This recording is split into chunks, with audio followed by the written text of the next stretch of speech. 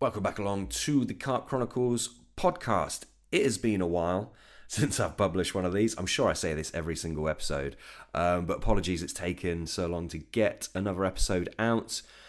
Truth be told, I'm just absolutely flat out busy. OptiBaits is very, very busy. Been developing numerous new products, which the way I like to do it, which is I like to really, really test things before bringing them to the market. It's very, very time intensive.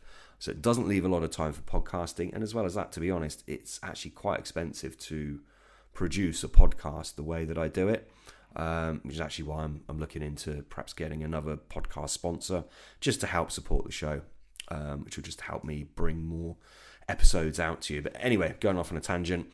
As I said, been developing lots of new products, which I'll mention briefly now because it will just save a load of messages of people asking what they are. All of these you can find on optibaits.com. First up, Liverplex, which is a phenomenally rich liver flavour with some buttery undertones. The results on this product are just genuinely impressive. It really, really have surprised me, to be honest with you. I know I always bang on about synergy of ingredients. This is a shining example of how the synergy of ingredients can really make a difference to catch results, both in hook baits and feed baits. This is a genuinely superb product, and that is the Liverplex. Next up is a very, very unique product, which is a kelp extract. No one else is selling this. You will not be able to get this anywhere. There's a few kelp fertilizers sold online from different companies, which are obviously no good for carp use. This is food grade. It is absolutely unique, and as I say, it's unique to OptiBaits. All of my products are unique to me, but this one is very, very different from other things out on the market. I wanted to get a kelp extract for quite a long time, actually, for a few reasons. Main reason being is the nutrients within it are extremely bioavailable compared to the kelp meal, which the rest of the industry use in bait formulation. So in boilies, etc., people will use kelp meal. Phenomenal ingredient, don't get me wrong, but the nutrients locked up within it and the stimulatory compounds, they're locked up in the actual granules of the kelp, whereas this extract, they're much more bioavailable.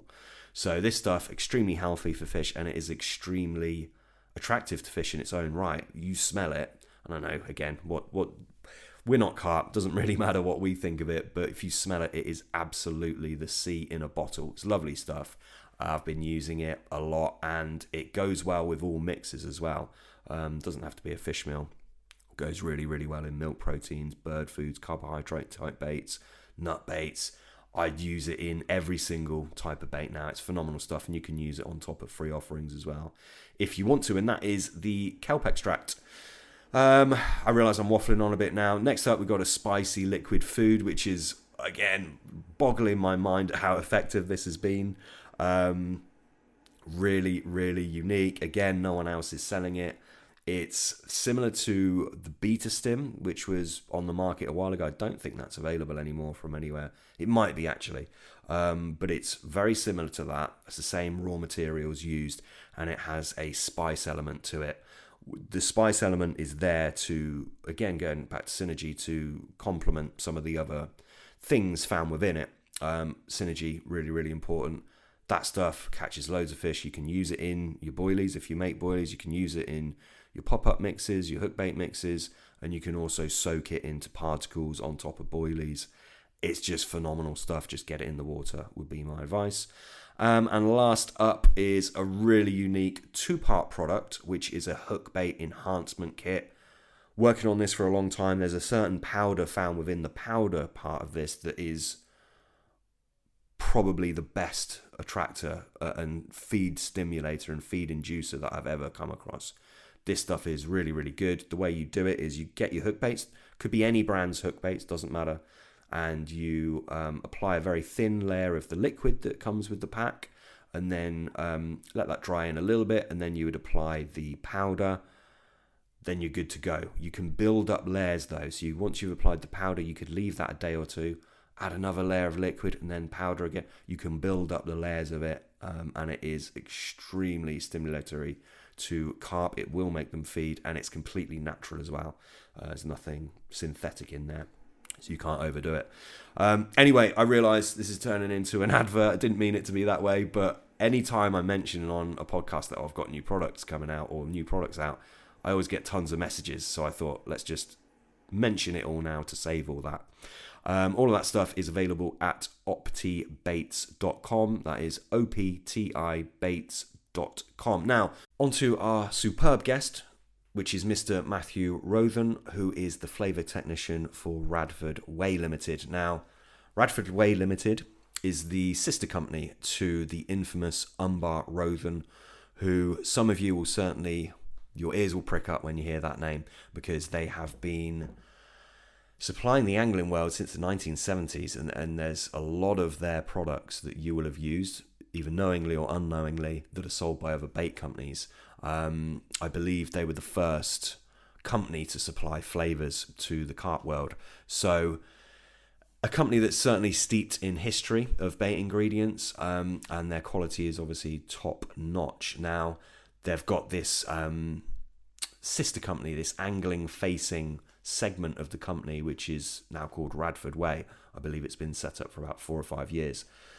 Still selling the same phenomenal products that Unbar did, but obviously just in a more angling focused fashion.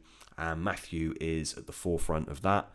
Previous to this, he worked for Unbar for many years, as you can imagine by his name. It's a family business, and he's been absolutely integral to the formulation of many very efficient flavours. I'll save it for this for the actual episode. I won't go on too much about that, but Matthew is extremely knowledgeable about flavour formulation, and yeah, I've learnt a lot just speaking to him on the phone over the years. His knowledge is really, really top notch, and as I say, the Unbar company, they were serving the bait industry back in the 70s, and they were the first, I believe they were the first company to do so as well. So yeah, loads of history of ingredients with this company. Absolutely fascinating stuff. I went down to the factory and I was like a kid in a sweet shop. It is phenomenal. I'm going to have to find a reason to go back down there, maybe do another episode. Yeah, it's I really hope the listener kind of enjoys this as much as I enjoyed recording it, because it's hugely interesting stuff to people that are interested in bait.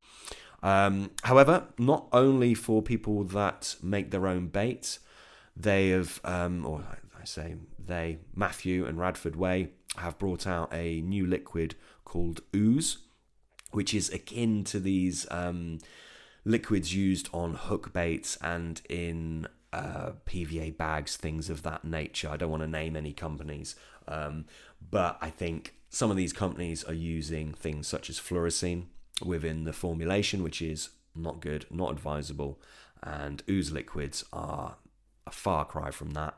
Matthew has spent a lot of time, put a lot of energy into testing things and getting these right, and whilst I don't particularly use that type of product, because I don't really do that type of angling, if I did, I would not hesitate to use them. And if you do use such liquids, I think you owe it to yourself to give Ooze a try. They taste absolutely phenomenal. They look phenomenal. I would most definitely have a look at them if I were you. You can get those from major retailers who stock gardener tackle, which I think is probably most shops and online shops. And you can also get that from oozeliquid.com. As I say, if you use such products, then I think you probably owe it to yourself to buy a bottle or two of this stuff, because it looks very, very good indeed. That is it for the intro. I hope you enjoy this episode with Mr. Matthew Rothon.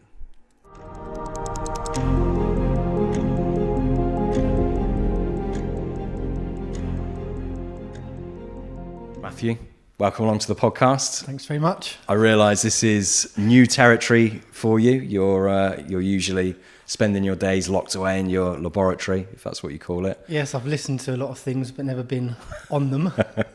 And it's probably worth saying now that whilst you are an absolute authority and highly knowledgeable on aroma, compounds, flavours, things of that nature, you're not a carp angler.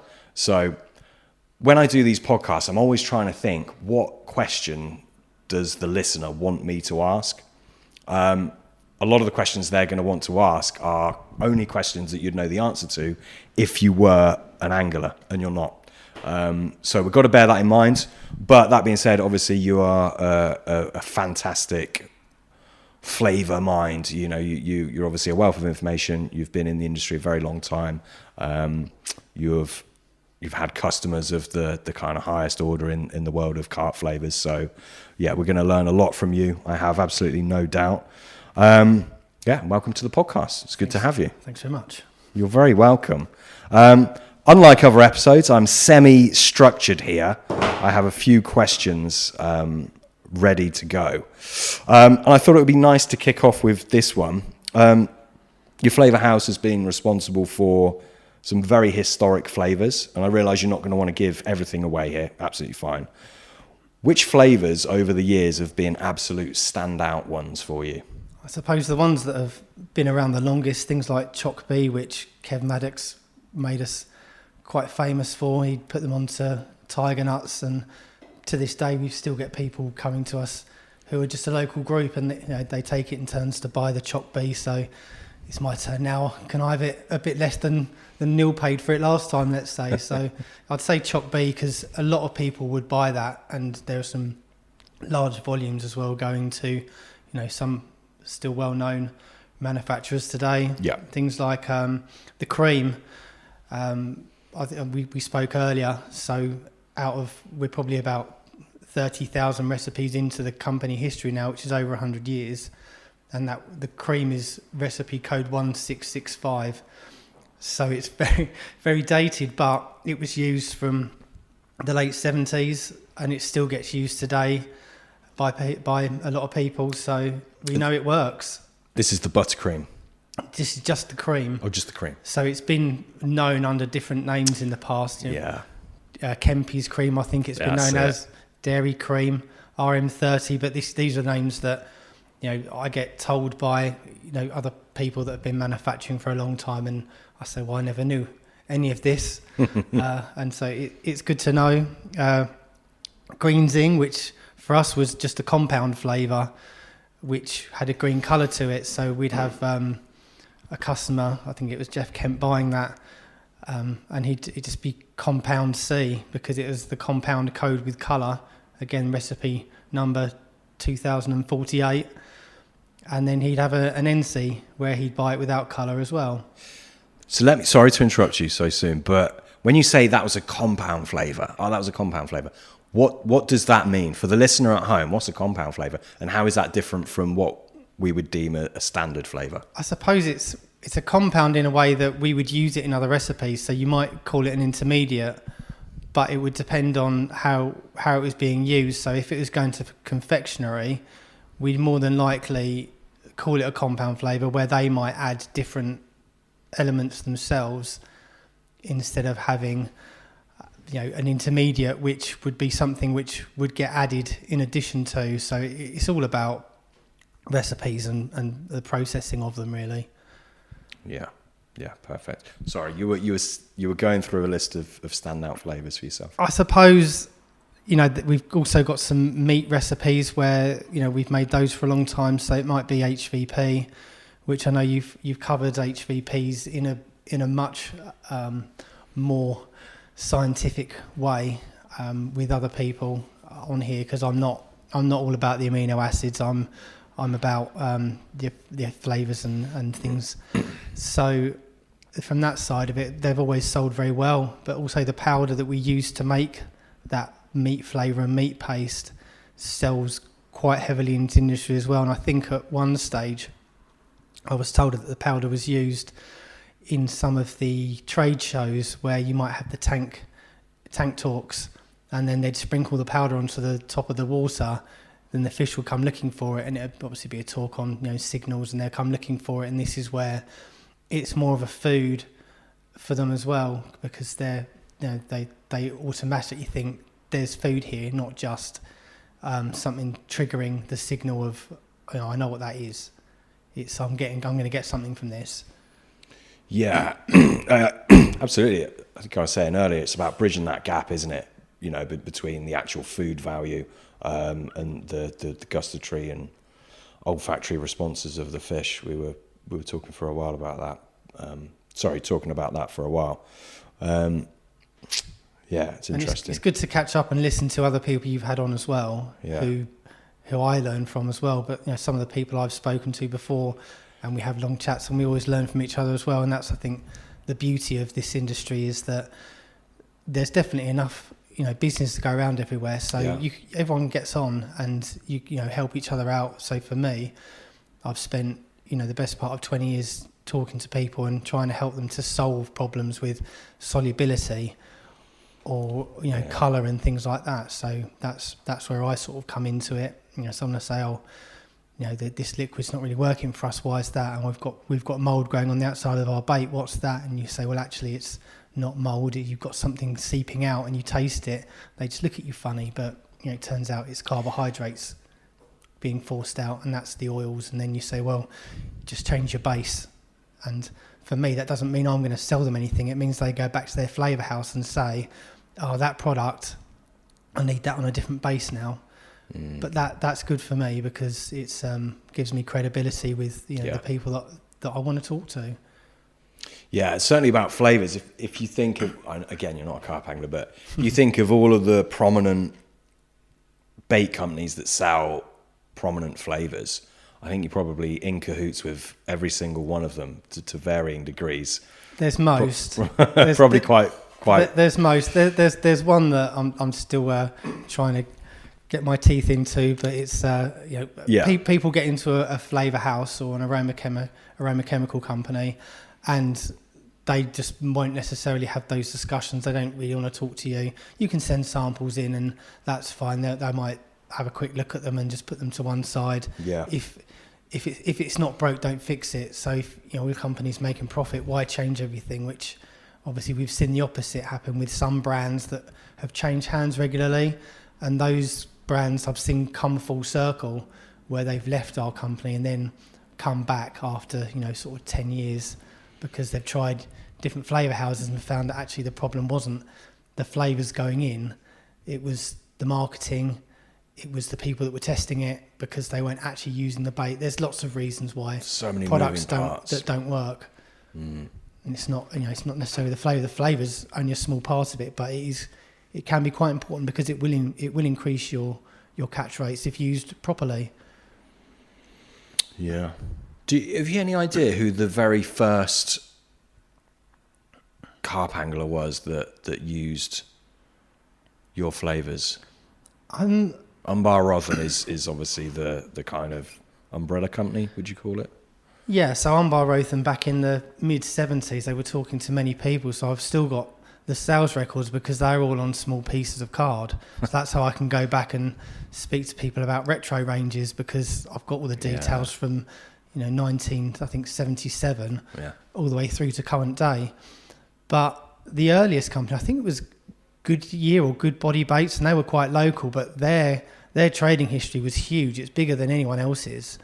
Whether they bought small amounts more regularly, I don't really know. I haven't really studied it, but certainly there was a guy there called Paul. But then you've got Kev Maddox was buying quite a lot. Rod Hutchinson, Kevin Nash as the company. I've never spoken to Kevin myself, but certainly the team there I've spoken to a lot over the years. I'm not really sure the very, very first, but I just need to go through the drawers. I'll show you afterwards. You'll be quite interested. I'm sure. Yeah, you were saying earlier that you were talking to Rod Hutchinson for ages. You had no idea who he was. You just thought he was a carp angler. Just someone. I was one of those people that I played a lot of football, and when we got into fishing, I'd go fishing a local lake called Blind Lane. I think they had two lakes. So the top lake was where you'd go when you've kind of caught all the fish in this little lake. I don't know if it was called Blind Lane because you could be blind and catch fish there. I was constantly pulling roach out. I've never caught a carp, but I would just take luncheon meat and soak it in, I think, the pineapple flavour, and I'd take sweet corn. The night before, I'd drain the liquid out, and I'd add aniseed oil to it. That was from a local mechanic told me to do that, and maybe that was why I just had greedy roach constantly on this, because I was just putting the sweet corn on the hook, I didn't know about rigs or anything like that. My friends would be floating crust and doing things like that. But then it became apparent that, after I'd been to sort of Sandham Pits, and I think there's somewhere over Danbury Way, that I just didn't have time for it with all the football I was playing. I'd play 3 matches over the weekend, Friday night. So sometimes you just go that way, don't you? Yeah. Yeah, fair enough. But then, Rod would just ring up, and to me it was a customer, and he was an angler. I didn't realise quite how important and especially was the industry. And the more I hear, I just think, wow, I used to talk to this guy once or twice a week. Yeah. We used to have long chats and talking about different delivery systems and liquids, and then I'd ask him about why that was, and him and I think Gary Bays taught me a lot about different water temperatures and where things go. And then that was boosted by sort of John Baker and Cliff Davis over at Crafty Catcher. They were very helpful just by explaining to me why you'd use an alcohol, why you'd use glycol, why you'd use glycerin and things like that. So then it's just trying to understand what people are trying to do instead of having to ask so many questions. Yeah.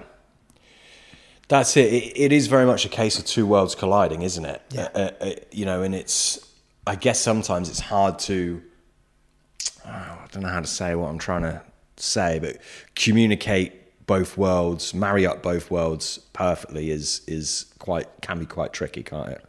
There's some things you just can't do. So Choc B, I mentioned earlier, it's very well known, especially in this area. And there's a local hook bait manufacturer, and he said, I want it as a hook bait flavour. Can you make it stronger? Well, it's just not possible to do it because there's powders in there, and once you get to the very limit of it, they just turn back into powder inside the liquid. So you get these amazing looking structures inside liquid. And you say, well, you've lost your consistency now, and actually, whenever you've opened up a bar of chocolate and it hits you in the face, you're never going to get that wow factor from chocolate. But it's exceedingly great at catching fish, and always has been, especially with particle. Yeah. I asked you the same question about 4 or 5 years ago. You probably don't remember, but it's a superb flavour, and I can understand why people would want it more concentrated, as I did. But also, you cannot make that happen. No. Yeah, very interesting. So, how did you? I suppose we should rewind a little bit because this is quite interesting. How did you get into this? Because this wasn't your first profession. Obviously, it is in your family. The Roven, I keep saying Roven, Unbar Rothon, which I'm therefore pronouncing your surname wrong. Sorry about that. French, I probably say it wrong as well. But, so yeah, it's in your family. It's you've inherited it in a way. Yeah. So I was an accountant by trade, so I studied accountancy, did management accounts and things like that. I worked all around sort of Essex and ventured into London once or twice. But I suppose long term, I knew I was always going to come into the family business, and I don't really know if I had an aim about which department, but I learned every department here. So it was coming into that business, which was founded in 1921. My grandfather bought it in 1945. My father studied food science, so he's a well-respected food scientist who retired as well. So it's just going on from there, really. Then a few years ago, the BRC, who control the food accreditation for that business, said you can't have non-food areas. So the decision was, either we stop supplying non-food industries, such as the bait industry, or we set up a company. So we set up Radford Way Ltd. And the reason why I called it Radford Way Ltd is because I can say that we've made flavours here for the industry since the 1970s, because geographically it's a true statement. So that's why Radford Way is the name of the company. I did wonder about that. Because it's the name of the road we're on, obviously. Exactly that. So I can still make a claim which is true, and people still know where we are, but people still know me as Unbars, nickname. Yeah. Matt from Unbars. Unbars. You don't like that, I guess. That's fine. It's fine. So yeah, then we've just been pushing Radford Way company for the last sort of 3 years when we founded it, and just to grow it really, just to make sure that it can stay and support companies as it always has done. So yeah, we've managed to grow it successfully over the last few years, but we still want to help as many people as we can and get the make sure that the ethos comes across, where we're looking at human food grade quality ingredients and looking at the accreditation. So in Europe, obviously the boilies come under feed, so you need to follow the feed regulations, and that's for colours as well.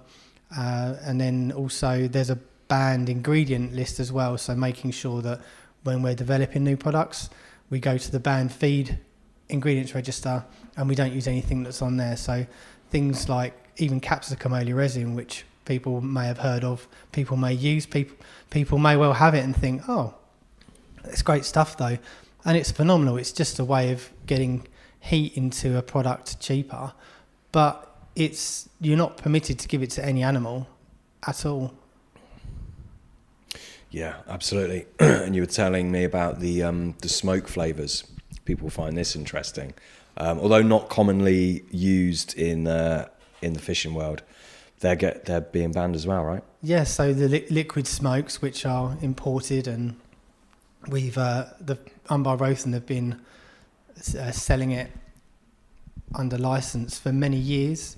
So they're just changing now, where they've probably found that I haven't looked at the reasons why. I'm assuming it's probably high in carcinogens, and they're saying that they want to stop it now, and you'll only be able to get natural types. So yeah, as I said to you before, if you're a fan of any barbecue sauces, I'm not sure when that ban will come into place, but stock up. It'll probably be, I assume it'll be, if it's still on sale now, I'd have a look, but stock up by the end of the year in case they start disappearing. Yeah, interesting. So many different things have obviously been not allowed with new regulations that come in. It's obviously a bit of a pain in the backside of your company, right? To try and keep on top of all these things. And then not only that, presumably having to reformulate many, many different blends. It must be one of the main challenging aspects of your job, right? Yeah, well, I've done it in a big way in the food businesses back in the past, because things go up in price. So when you're importing things like yeast, I mean, obviously the industry uses brewer's yeast, but in food you use baker's yeast.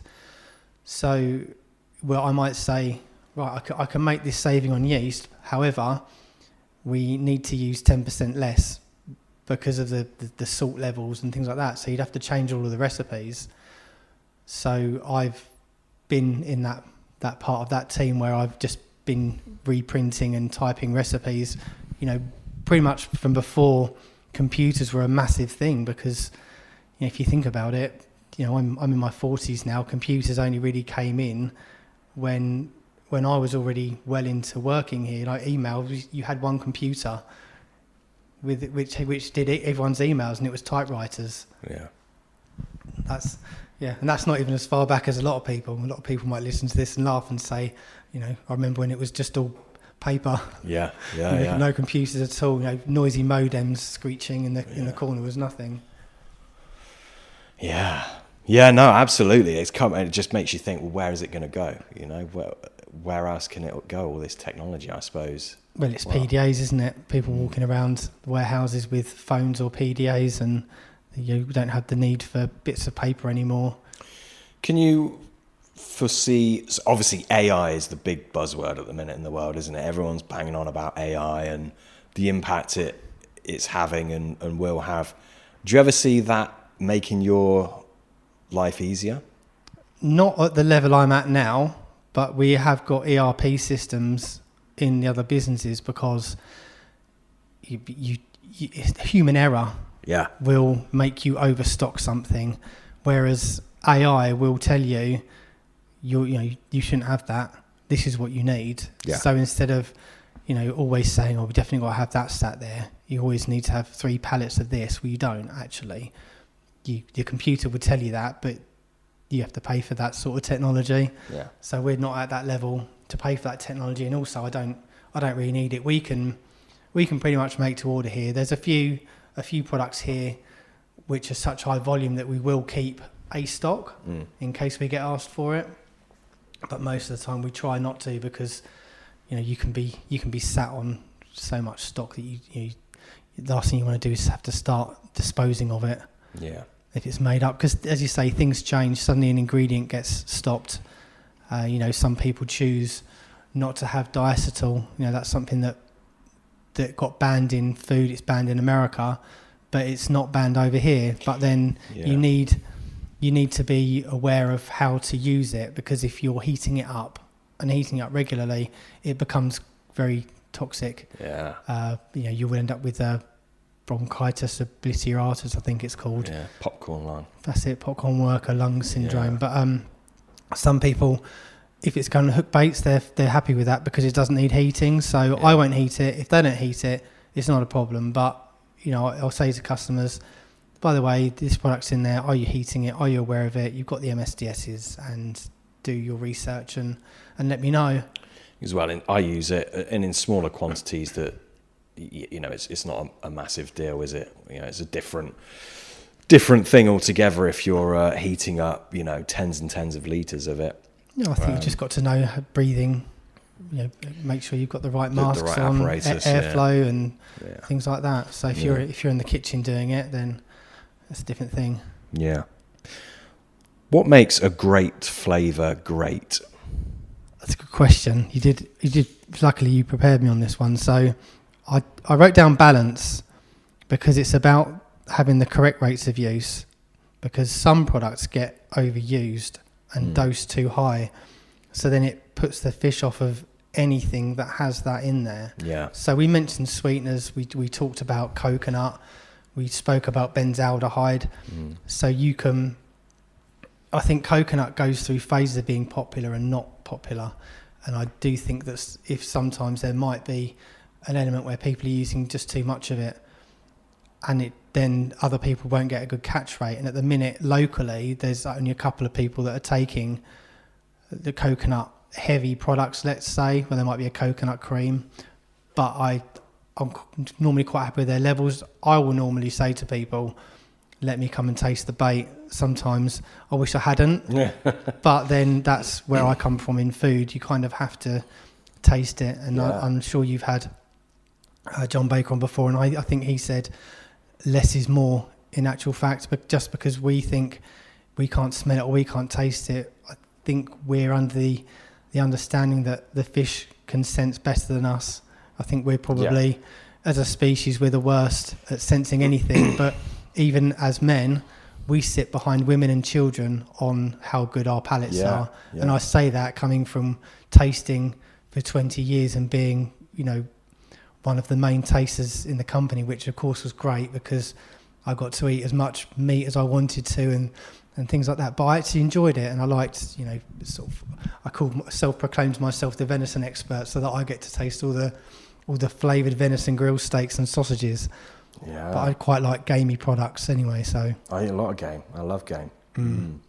Yeah, more people should eat it, I think. That's a different matter altogether. So we also spoke about creating that frenzy, because you also can't replicate that and shouldn't replicate that. So I've heard a few times where someone has got to the end of a session and maybe chucked a load of sweetener or a load of flavour into hemp or something like that, and they said, then it just went mad.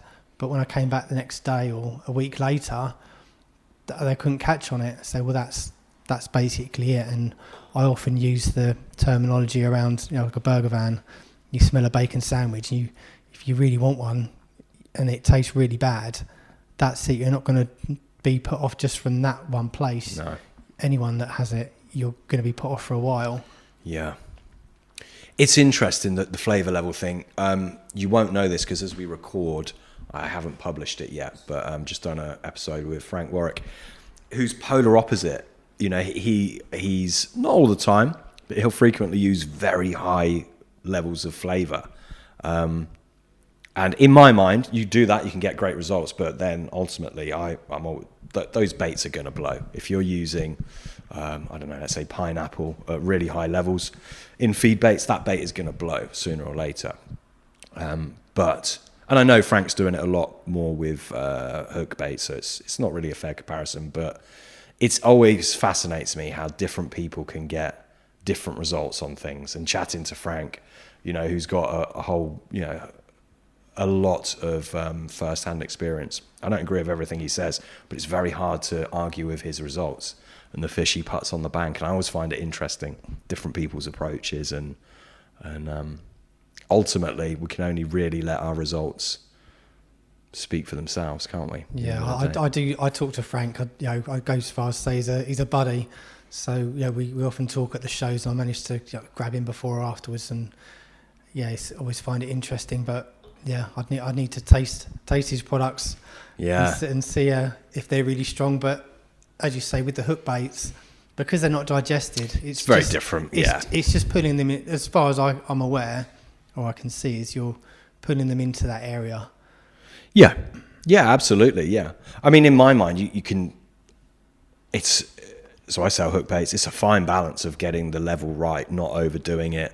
And obviously in winter you can get away with a bit more, but it's always a bit of a balancing act to get enough. You want that initial investigatory trigger, then you want some other compounds to take over. It's always a bit of a balancing act. But then speak to someone like Frank, who'll use, I think he said on the podcast, he's used the old squid and octopus koi rearer at crazy high levels. I think he said 30 mil per egg in hook baits, fair enough. But still, everything in, I would just presume that would just repel the fish long before they took it into the mouth. But he catches a lot of fish. You can't argue with his results. Well, so. I think if they're not digesting it, then surely it's, they're looking for it and they can't find it, and suddenly they've been caught. So maybe they're sensing that long before they suck it up into the mouth cavity, though. So they, this, but they need to suck the bait and the hook, most importantly, into the mouth cavity to get hooked. They're going to detect that long. They don't need to have it in their mouth to taste it, or certainly to smell it, if that makes sense. But if it smells great and they haven't actually had that final, taste and texture, then maybe you've got the 90% of the way in. So maybe Frank's onto something, but at the same time, I suppose John Baker's onto something as well. So, is there anything stand out that you would say makes a great flavour great? So, I mean, for me, you'll see a lot of flavours, smell and taste a lot of flavours that are more kind of top note heavy. They don't seem to have like the body and the depth. Whereas I think, and again, I'm not a carp, anthropomorphizing here, but a flavour with a lot of depth, for want of a better phrase, seems to always do a lot better in my testing. Yeah, I think that, the more ingredients, the better, as long as you've got good rates of use. So there's no harm in putting, with a maple, putting some fenugreek in there, because fenugreek is proven to work. But you can go as far as just using like a maple furanone or a maple lactone, which is, another chemical way of getting the maple out. Or you can just go very standard and buy maple syrup off of the shelf to get your maple in there. There's so many different ways of looking at it. Or put everything together. You can't go wrong putting it all together unless you use too much. So things like the synergy. So butter and cream is a classic. I understand the original Scopex was a butter cream combination. I've seen so many variations over the years, but you can put creams and butters with anything, and that's why you might see, strawberry Scopex or something like that, because the butter and cream and the Scopex will just go with anything. I think even Scopex on its own, you could just do one good Scopex bait, but people always seem to want more. They all want to add it to things. I can't remember who I was having this chat with, but I believe that Scopex was originally developed for icing, for butter icing, which obviously stems on from the butter and the cream thing. And I can't remember who told me that. I think it might have been John Baker, actually. Apologies, can't remember. But yeah, it's a winning combo, isn't it? Cream and butter yeah. Yeah, I've got a guy that does our testing for us for the Ooze brand, which we might talk about at some point. Yeah. But he calls the Scopex his blank breaker. So I often say, well, why don't you use that first? And he says, well, he says he likes the others as well. So he'll start off on a different one, and then Scopex does really well for him. But most people do. always mention Scopex. Most people might have a Scopex additive in their bag to put on a hook bait or to put in with the free offerings and things like that. So it makes sense. It varies so much though, different scope. I mean, everyone wants to have a Scopex. Every bait company wants to have, it seems that way, that they want to have a Scopex in their range. But they vary greatly, don't they?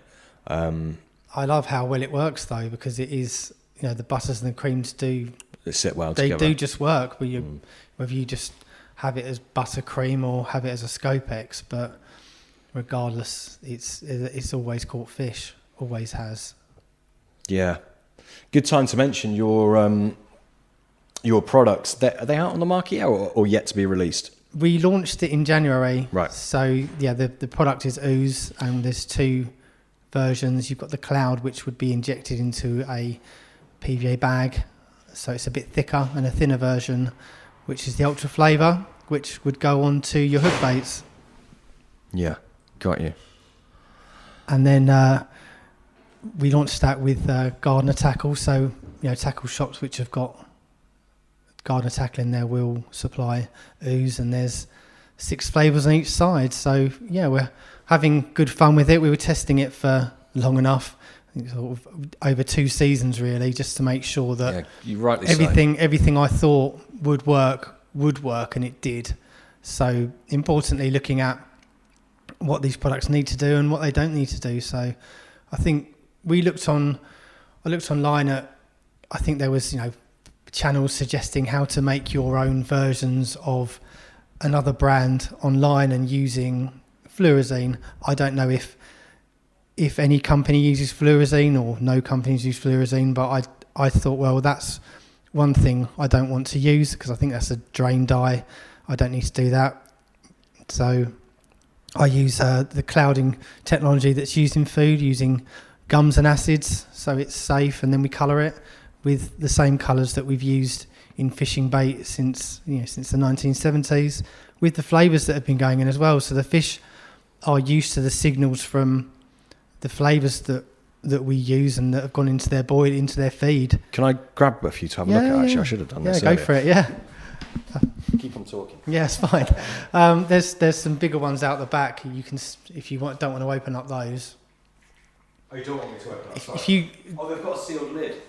In the back room there behind you, the big bottles. Yeah, all of those. So yeah, we just worked on viscosity, did a lot of tank testing, looked at residues, and then looked at even the longevity of the aroma, even though it's a flavour, when it's out in the open. So we found that our product was lasting 5 weeks in open air, longer than anyone else's, which was great for us, because it wasn't the intention, it was just another thing to have a look at. Then we looked at residue that might go into the silt or into the floor of the lake, and because it's based on high sugars, it would stay there longer, but it wouldn't stay there forever. It would still wash away pretty easily. But yeah, they're all human food grade ingredients, and yeah, so we know it's quite safe. So at the shows, I will taste them in front of people, because I know what goes into them, but they're not for human consumption. They're not supposed to do that, but because I don't have a food accreditation, maybe in the future, but certainly knowing all the ingredients and the expertise that I've had from working in the food business, that's where I've just kind of pulled this all into different techniques that anglers are using, which is PVA friendly. And then we're going to start looking at a liquid to go into a spod mix next. So that's what I'm working on at the moment. Yeah, so I've got them here. Sorry, I sort of sprung that on you. That's okay. Cracked open your special supply.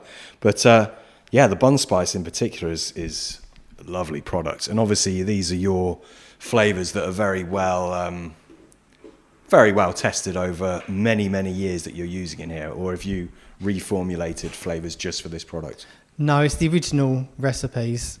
The only change that I would make is to take out some of the carrier, because we don't need the carrier quite as high because we just want to put the flavour in there. So instead of adding a flavour in at a normal level, which could be 20%, I'll just take out 2/3 of the carrier and add it at sort of 7%, just so it's not adding, not thinning out the product anymore. But yeah, so far had a great response. We're obviously keeping the media going. Angling Direct liked it, and they've started to stock it, so that's good as well. But then it's just it's nice getting the feedback actually from people, from all ages, from 7 to 70, that are just saying, I won't go fishing without it, and I've broke my PB, and that's what it's all about. But lots of people catch fish on lots of different products. I'm not saying that ours is better than anyone else's, because once you've got the confidence in a product and you fish it the right way, that's how you catch fish. It's actually being able to understand where the fish are, right? And maybe pre-baiting, or sometimes it might just be luck. But certainly we've looked at the history of the company in this industry and how I can use those flavours into the techniques people are using now, and it could all change in a year's time. People could be fishing completely differently, in which case we might need to create a product which behaves differently, whether it's a paste or like a protein rich ball. I can do that. I can create a putty, things like that. Yeah, absolutely. Matthew's been very professional. I just sloshed a load of bun spice over the counter, which I've been cleaning up, and sorry about that, mate. That's okay. It's happened before, and it will happen again. Yeah.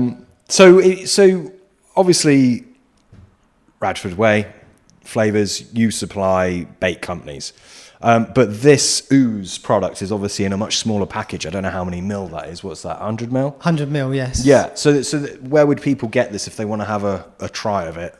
Most tackle shops, if they've got Gardner, or you can ask for it. I think even you can go direct to our website, oozeliquids.com, or I think even if you go onto eBay, some of the shops that have bought it have decided to list it on their eBay, right. So you can find it on there, and then it should be on Amazon soon. We're talking to a company that specialises in Amazon and understand the systems, because it's something that we looked at, but Amazon needs a lot of understanding with regards to how their systems work and their charges, because if we sell this product for $9.99 a bottle, I do believe that if it goes on to Amazon, if you tried to do the same way, we wouldn't make any money, Gardner wouldn't make any money, and whoever's selling it wouldn't make any money. Exactly that. Amazon would have a lot of money from it, and you'd make a loss. So for me, it was I thought I'd wait on that one, and we've got someone who's confident and knows how to use it, so it should be on there probably quite soon. Yeah, and then nice. we do the trade shows as well, and at the trade shows we often have a trade deal. I think when we launched, we were doing them on a buy one get one free, or 4 for £20, or two for 20, 2 for 10. So if we're at the shows, it's likely, unless there's drastic increases in raw material, which I doubt, we should be able to do the same again, because we just want people to get the product and use it. And I think the best way to do that is to say, we've got the confidence to offer the product at discount, because we know they're going to come back and buy it again. Yeah, and you want to get it out there in the marketplace and hopefully catching well, and then word of mouth is the best marketing you'll ever get. That's right. So we're pleased to be involved with Gardner Tackle as well. They've been great, and it's gone across to Australia and America as well. So it's starting to gain traction over there. So it's nice that Gardner have already got that connection. So it's much easier for them to distribute in their network, rather than me and David here trying to start shipping things across the world and visiting all the shops. So play to your strengths, and that's what we've decided to do when looking for someone to distribute for us. Yeah, cool, very cool. Interesting. I'm looking forward to seeing how they do in the market. Switching gears. Yes. Synergy, something I've always bang on about. I'm sure people get sick of hearing me talk about synergy of ingredients in bait formulation, but synergy of ingredients and compounds within a flavour, concentrated flavour, is obviously humongously important. That is the whole, that's what the success of the flavour rides on. What are your thoughts on synergy of ingredients in a flavour? Is there anything kind of, and I know that's a really broad question, but is there anything stand out, any kind of knowledge you can impart when it comes to synergizing compounds within a flavour? Other than the loose term of saying butter and cream, I suppose, you just keep away from mixing oils with a lot of the ester kind of products. But an ester blend would work particularly well because you can put acetates together with butyrates and things like that, and that's quite beautiful. But when you start trying to pump gammas in, that's where you might find that they might work against the flavours, only because of how they might cross over more into aroma than flavour. So you might try and look at a different version of that particular flavour element you're going for. So instead of saying I want a coconut based gamma, what other options have you got? Or if you're looking at a fruity note, why would you go down an ethyl route, or why would you look at a butyrate? Why wouldn't you look more at a concentrate and try and bring some of the juice concentrates in? But that's the big difference between looking at a flavour and looking at aroma chemical. But what I always say to people is, the challenge is, why would I buy from you? I've either got two ways of looking at that and say, well, do you taste what you currently buy? And they might say, oh no, no way, I'm not tasting that. And I say, well, but you just tasted mine. And I say, that's because I know that your background's food and this will taste good. But they will use a product which doesn't taste well. And the second way of looking at it, which I always will say in a joking way, I say, well, who's one of the best anglers that's ever been? And most people would say Rod Hutchinson, but that might be down to how people look at that. But I say, if Rod was happy to come here all those years ago, then why wouldn't anyone else come here? And back in the 70s, most people were buying flavours. But where a lot of those customers drop off is that they will have their own labs now, and they manufacture their own recipes, and they have their own chemists. So other companies that I mentioned earlier, that's exactly where they are. I mean, it's interesting you're talking about the taste. No one tastes flavours, yet they are called flavours, which indicates it's about the taste as much as the smell.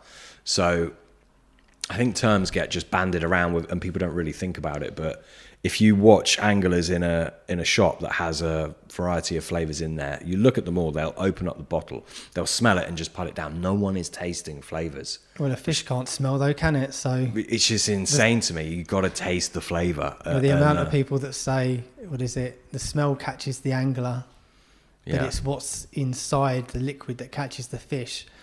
So what I always say is that we've always caught fish here.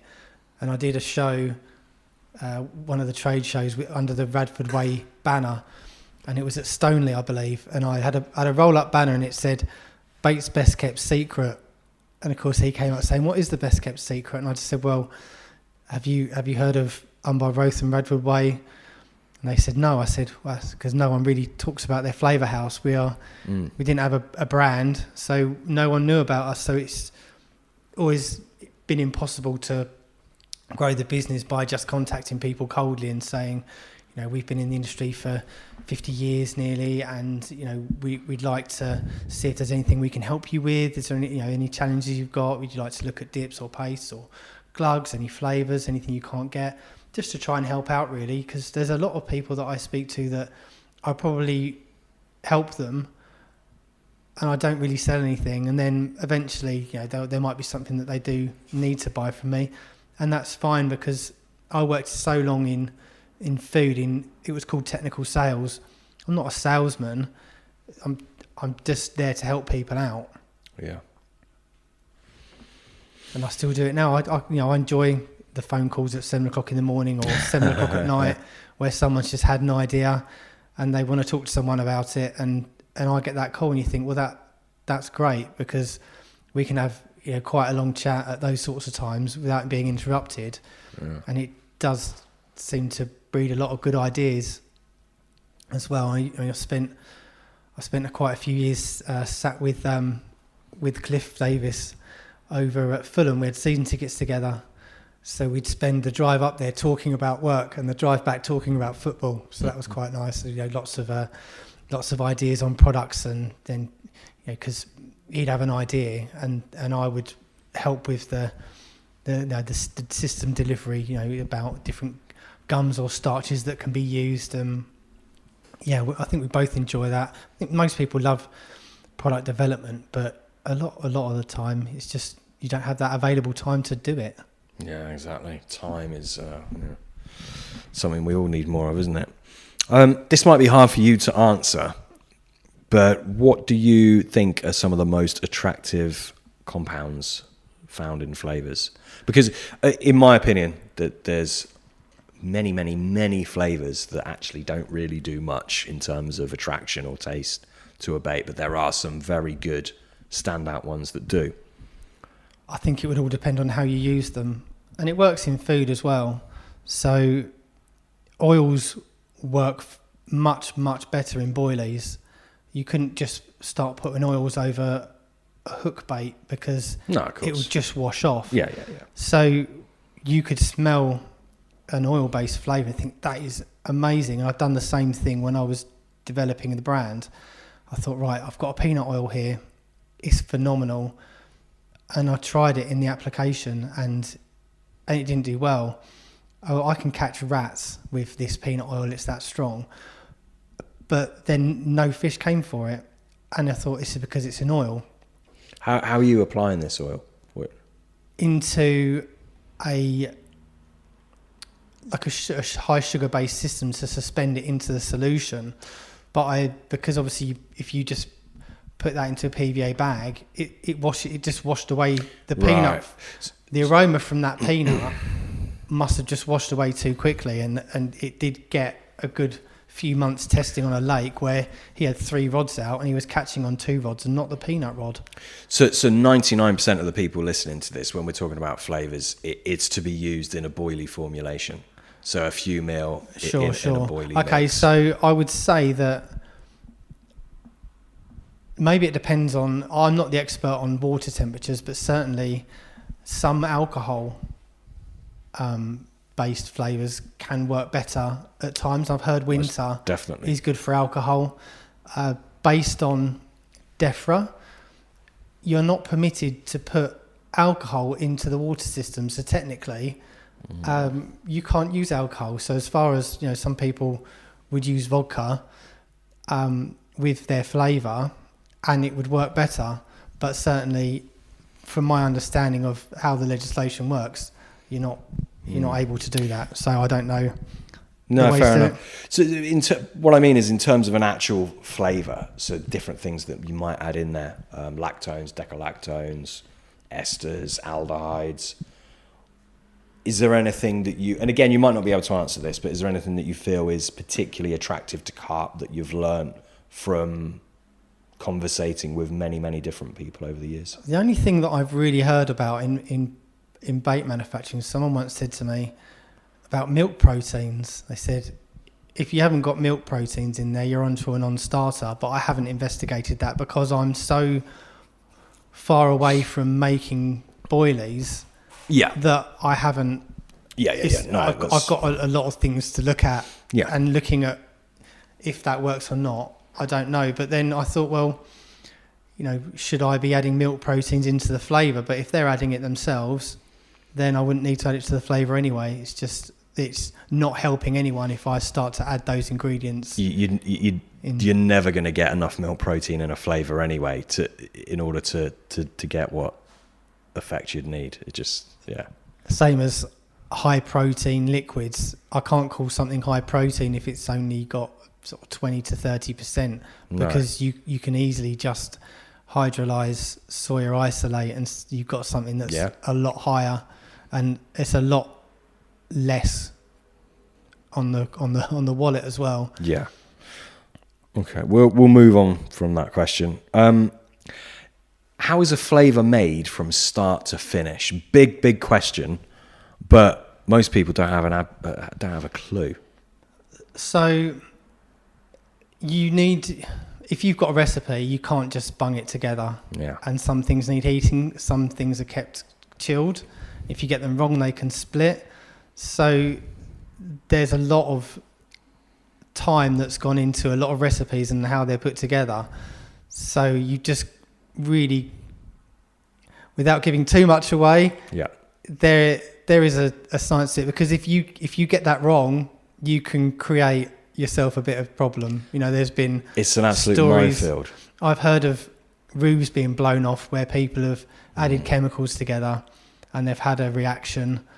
You're talking about seriously injuring someone or fatality if you get it wrong. So I certainly wouldn't advise people going willy-nilly at chemicals and trying to mix them together, because you get that wrong, first of all, you're going to create probably a huge cloud of smoke, which is going to scare everyone. But worse, if you've got temperatures wrong or no ventilation, you can get like build up of static, and then you can get explosive atmospheres and things like that. So, and you're not going to know until it's too late. Yeah, so there's a lot more to it than just putting ingredients together.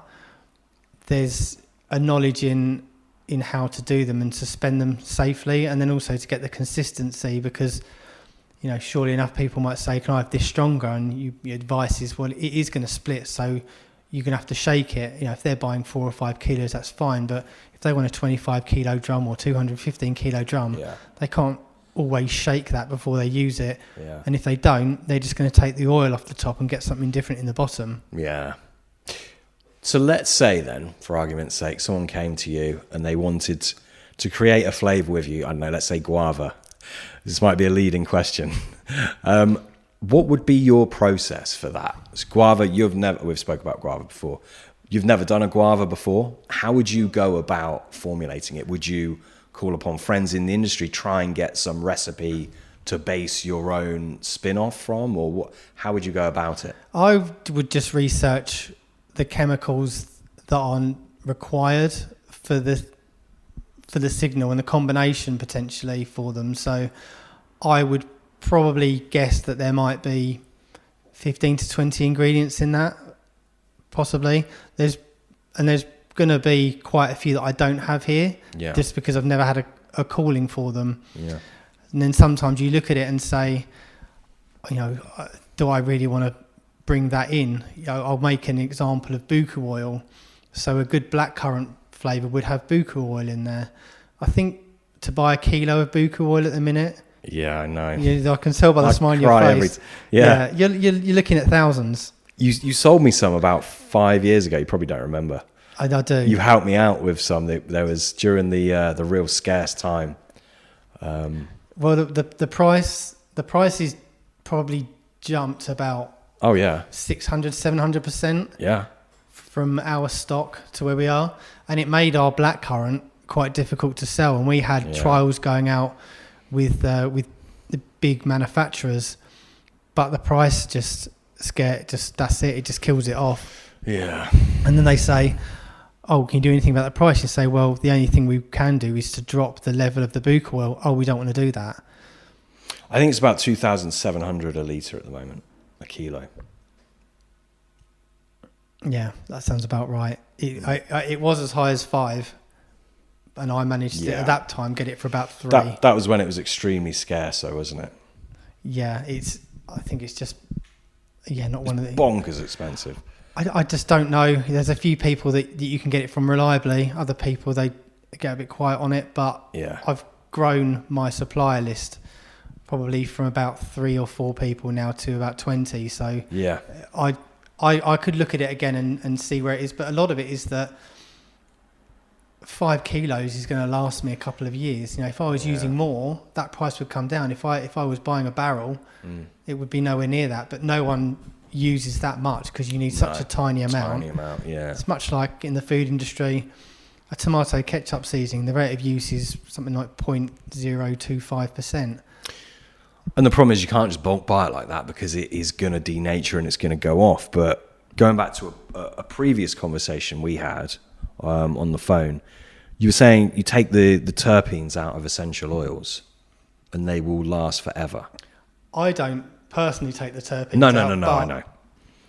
Yeah, from my understanding and from stock that I've got here that's dated and speaking to companies that supply them, you'll pay more for a terpeneless oil. So what they do is they put the oil through a process where they're stripping terpenes out, therefore making it more stable for lifespan. So then you will get them lasting longer. But again, I'm not a chemist, so I haven't delved too far into it. Yeah. My basic knowledge of it is if it's terpeneless, it's going to last you a lot longer than if it's got the terpenes at the higher level. That must be what oxidizes, but that's why when you see oil-based liquids in retail, or even you've seen it in the lab here, anything that's got oil written on it, the plastic bottle's been sucked in. But you get that in shops, like someone's got salmon oil. You might find that 3 or 4 companies have got salmon oil. Most of them have been sucked in. If they haven't, they've either been very well processed or they're weaker potentially. And yet other things have a huge shelf life. You showed me something earlier from, I'm not saying that you use it, but you showed me something from 1988, I think it was. I won't repeat what it is, but other things last indefinitely, it seems. It's a chemical flavour which I believe would get used in one of the fruits, and we've always used it and we've tested it, and I can speak to other chemists and say, what are your thoughts on this product? And they'll just say it will last forever. Things like guar gum as well, which you probably would have heard of. Although that has a shelf life, it lasts forever. So does salt. It has a best before, but salt doesn't change because some things just have this build up where you can't really affect it. Well, if you buy some pink Himalayan salt, it'll have a use by date on, but it's been in the earth for thousands of years. It's absolute madness. Is it a use by or a best before? It would be a best before. So they're only guaranteeing its quality for probably 2 years. Because what they can't control is once it's been packed or once someone's opened it, you can't control moisture. Yeah, and true. The more if you took a Himalayan rock salt to the bank with you constantly, if you kept getting water in there, then it would start clumping up and it wouldn't be great. Yeah. So it's you've got to put a date on there. So that's where it is really. I've got products that I've made up that I've known have been okay for 5 or 6 years, but I will still only give them a year, maybe 2 on the best before, because what I would prefer to do is for someone to contact me and say it's gone past, and I might go and take a look at it, ask for a sample to be sent back, just check it out, maybe look at if there's any, not that there would be any water activity because we've only got a few products that contain water. So we can check it out and make sure it is at best, but a lot of the time you'll go and check it and say, no, it's fine to use it, which makes me a pretty bad salesman, right? Well, you got to be honest in life, I think. Definitely. I'm in the service industry, not the sales industry. Yeah, I think the thing is, like, so few people are honest with everything that when you are, it serves you far better anyway in the long run. Yeah, and it brings me on to these flavours that are going for mad money on eBay that could be 20 plus years old. There's obviously in my mind, a hefty amount of denaturing going on with those flavours. That's surely something you kind of frown upon a little bit. I don't frown upon it. There's a market for it. I suppose the value would be if that product is not available anymore. Yeah. So I've got an original squid and octopus koi rearer in the cupboard. So Dan Hawkes will say to me, "I'll have that off you." Yeah, he wants it. So he's not having it, I guess. I'll just chuckle and say, well, I kind of need it, but maybe he gets first refusal if it's that important to him. But if you can still buy these products, so I do supply companies that sell flavours that are classic, let's say. I wouldn't call them a discontinued line or whatever their branding is. Yeah. But certainly, I've sent a couple of recipes out into Europe, and they're selling them. But I think it's good that if people want the recipes that they don't know where to get them from, and we're still making them, then great. And that's where the cream, and I think you've got the crayfish. The crayfish is another. Yeah, one. you just gave me a sample of that. It's a lovely smelling flavour. That's very different. And again, it's speaking about denaturing as an ingredient. It's something that we had as an ingredient probably for about 4 years now. So I bought the ingredient to remake one of the products in there, and it's changed. So I need one of the ingredients to mature a little bit so that it goes back to that exact smell, because something that's 4 years old can sometimes be very different. I remember Kev Knight over at Mainline. He once spoke to him and said, "Oh, you're not buying flavours for me, Kev. What's going on?" And he said to me, "Oh, I love your cream flavour." Again, going back to the cream, and he says, "But it always smells better after a couple of months." So I said, "Well, if you buy 6 months in advance, stock up, then we can keep fulfilling it that way." I got a good laugh out of him for that. But the question is, why can't you have it like that all the time? And I said, well, where you've got acids and carbonyls and things like that, they're breathing, they're oxidizing, and they're improving. And I've given you a sample of a cheese flavour that we do. And again, over time, that just gets better and better. And it's just the nature of the beast. Like some of these products, when they're out and they're with other products and they start breathing, they will start changing. Our squid octopus, we get a few comments about that. It's a different colour. It used to be darker.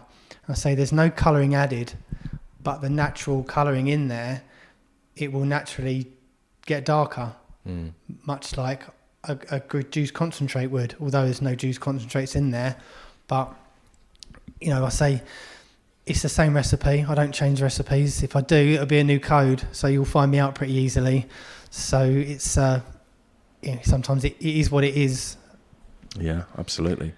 Which one of your flavours or the company's history of flavours would you say you're most proud of? Is it the cream or? I suppose as the company goes, I'd say the cream or the choc bee, because the choc bee is trademarked, and it's got a lot of heritage, especially in this area. It does well. It catches fish, and that's what you want really. You want to produce products that catch fish. So any time I get someone saying I've caught this fish using your products, I'm hugely proud, because that's the dream. Every time in the food industry, if I developed a product, I'd be incredibly proud of it. I did like some products for Stoke sauces, and I just like seeing their product going out redeveloped. You just think that's phenomenal. That I've been part of that, and now they're selling a flavour that I was heavily involved in designing. Yeah, amazing. It's not just flavours that you manufacture here, is it? You do some other bits and bobs, right? Yeah. Or the Rothon umbrella company, Roven. Sorry. Yeah, they're all the companies are all very different. So Unbar Rothon does seasonings, colours, and anything for food manufacturing. Yeah. So you wouldn't see their brand anywhere. It's all business to business. So you'd have eaten their foods in some supermarkets or in restaurants and things like that. World of Spice they do have a retail brand themselves, but they do a lot of other brands. So you'll find their products in the supermarket that you would have probably had, but wouldn't know who they are. And again, with this part of the business, it was always business to business. So no one knows who we are. That's why I think I decided to have a little retail brand as well. Yeah, no, absolutely. I think you kind of see the market, and without upsetting customers, I don't have the expertise, and I never want to upset any customers by releasing any boilies. And there's no point and no desire for me to want to do that anyway. Different world. And most people you speak to, they'll just say, don't ever make boilies. They just shake their head, don't do it, it's a nightmare. So I'll take that advice on board. Thanks everyone. And otherwise it's glugs, dips, pastes that I'll make for people, so they, then they can pack into their own packaging. So there's all different products. Whether they have a flavour, then they'll make their own glug with it. So different strengths of products as well, whether they're oil based as well. It's any brief I can fulfil really, and it's just nice to be able to look around the industry and see that I've got people to talk to, and we have great chats. And the other thing is that I don't get starstruck like a lot of people can do. So I see people queuing up and they want to meet people at the shows, and I don't have that same connection as much as I like learning from them in those videos, because I don't have the affiliation with catching the carp. Me, I'm more about having the technical chats with people behind the scenes. But then sometimes those anglers you get to talk to, I had a nice chat with Matt from Guru, I think it was, at the last show. But it was just generally about, he was just asking about the flavours and what I think works, but he knows how to catch fish, and that's what I like, is talking to people about what techniques they're using and what I can do to help their techniques in the industry. So I've designed a couple of match products, like powders that can be used, and then also looking at liquids next, just to try and give people the edge in the match part of the industry, because that's not really something we've ever been involved in directly. But there's so much to learn in the match side as well. Yeah. I mean, going back to what you're saying about you set this business up, it's largely due to necessity because of the laws and regulations, etc. But as well as that, you can't just you can't go into a supermarket, pick up a vanilla flavour, for example, stick it in a boilie. It's going to boil out. It's not going to be retained in there. Obviously, it has to be. It's quite a niche thing, creating a flavour that is going to work in a boilie, isn't it? And I know I'm springing this upon you, but what are the differences for the people at home wondering, why can't I just go and buy an orange essence from the shop? They're too weak. Mm-hmm. You need to use a lot of it potentially, but then you're adding, a lot of carrier that you don't need to add. It's just unnecessary, that amount of carrier. So if I was to do a simple vanilla extract, I would probably do at least 10 times the amount of vanilla extract based on the rate of use that you guys are using. So suddenly, instead of using, I think we discussed 0.3%, something like that. Yeah. If you go to the supermarket, you're going to need to have 3% of liquid. You can't put 3% of liquid in, because you're going to change how your bait cooks. It's too much moisture. And in some of those infusions in the supermarket, how much water's in there? Every drop of water you add needs to be considered in drying times, potential mold growth. If it's a fresh boilie, if it's a shelf life boilie, how you treat it. Everyone uses different preservatives, and I often speak to people about what preservatives they're using, and some of the levels I hear, I almost fall off my chair and say, you don't need to use that much. So they can save a bit of money by using less as well. But a lot of the time I'll say, taste your product. If you're using potassium sorbate at 5%, I bet you can taste it. Yeah, they're nasty things. I'm not a fan of preservatives in any way, shape or form. Although I understand, if you're using propylene glycol Flavour, it in effect you are using a preservative, albeit in a low level. I think some food ones are okay, but I think when it crosses over where people shouldn't be, I think that's a problem. I've known companies that have used sulfur dioxide and they've asked me for it, and I've said that's a complete no, because if everyone put that into their boilies, it goes into the lake, you're going to poison the water. So they did stop. I just think it was an understanding that they didn't have. Yeah. But sometimes, they look at a product, think, oh, that'll look in here, but don't actually look at what's banned and why. I'm sure you've heard some hideous things over the years.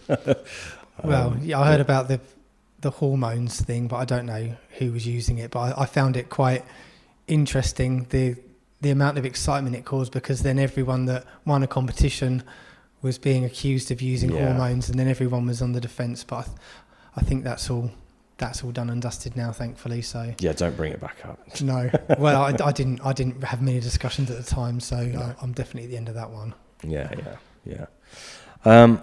Cool. So I've got a bait club. The listeners will be very familiar with the bait club. Members of the bait club have got questions to ask you, which I'll relay to you if that's all right. Yeah, brilliant. So I'm kind of reading these from a copy and pasted list, so apologies if I sound a little bit clunky. But first question is, what are the top 3 most attractive... I kind of asked you this, and I don't think the question will translate well, but I'll ask you anyway. What are the top 3 most attractive things found in flavours, concentrated flavours? I mean, you could look at the most commonly used ingredients, potentially. So something like ethyl butyrate is used quite widely in a lot of the fruit products. Yeah. Otherwise, you might look at trimethylamine in things like squid. We know that squid and squid octopus works exceptionally well. What else? I mean, bloodworm. But it's understanding what's in bloodworms. So you might be looking at 3 or 4 types of pyrazine from a chemical aspect. So there's 3 ingredients that I would probably look to be using in conjunction with potentially at least 15 other ingredients. Yeah. Other than that, you might be looking at spices, in which case you know that cinnamon can work well. Mm-hmm. Clove can work quite well. You just need to make sure you're using these products at very precise levels, because you don't want to go too far over. I understand that some of the oils are used to stun the fish to get the eggs off of them. Yeah. But I don't know enough about that, and I don't sell oils to anyone other than other flavour houses. Yeah, you're very easy to overdo essential oils. Certainly the spice oils I'm talking about. I think other than people making baits, anyone that's got a fishery that I know of, I would just sort of have the conversation really. But I've never met anyone that's done that. I just heard of it. Yeah, found it quite interesting. But I suppose we use clove on our gums, don't we? Mm-hmm. So I get the numbing part. Yeah, it's the eugenol which we were chatting about earlier. Yeah, it's important, and it is important for the fish to get these eggs off of them, isn't it? Yeah. Next question from the Bait Club is, what is a list of all of the famous flavours that you have produced? Well, I know. That's quite a long list, really. And you don't want to, obviously, there's some things we don't want to say on mic, obviously. Well, there's a lot of bespoke products, so people that sell with it's their recipe. So I probably couldn't even mention those. But no. We've got a Scopex, which does very well. The cream, definitely. Choc B. Yeah. But it just goes back, the crayfish, crab, I was told, I had made a couple of calls about 10 years ago and said, who was the first company that you all bought liquids from? And everyone said that we were, but I don't know if it's because I made the phone call, but certainly they said that they all bought flavours from us because we were the first company that made them commercially available to them in bulk. Because, first of all, it's like, well, we've been using amyl acetate from the pharmacy, but if you've got any flavours we can put into this product we're designing, so right at the forefront of this technique of making boilies was my grandfather and then my dad. So it would almost be the whole list, plums, like the original plum recipes, strawberry and cream, things like that, raspberries. They're all on there, and they're all the same recipes that that have been sold since the 1970s. But I will say to people, it's a starting point. Don't think that I won't make you something that you want. If you want it stronger, I can do that. If you want me to add things to it, we can do that. A lot of people now, they're looking at plums, but actually there's two ways of looking at a plum. So you've got the outside and the inside, and I do the different part. So mine smells quite marzipan, but that's how part of the plum smells.